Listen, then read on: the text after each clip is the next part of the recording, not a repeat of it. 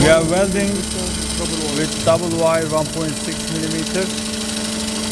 The thickness of hole 6 millimeter.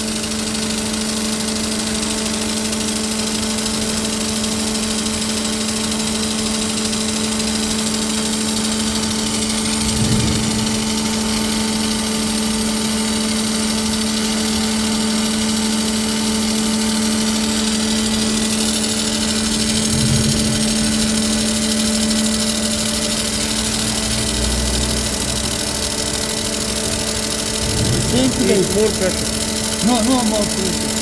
Same.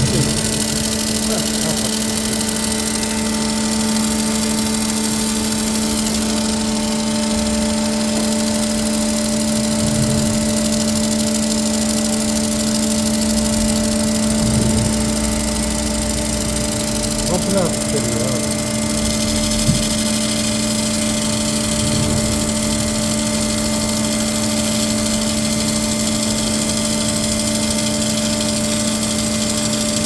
Same.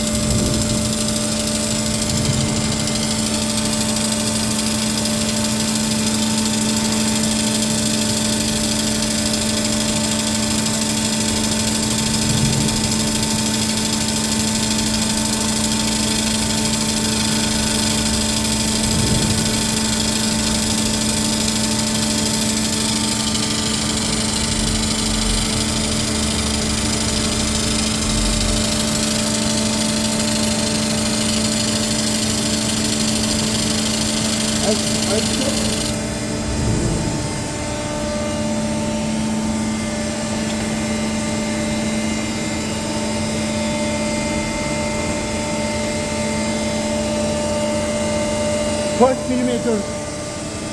Come to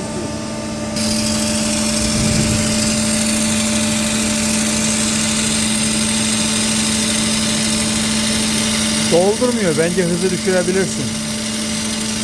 Yavaş doldurmuyor üzerine. acayip dolduruyor.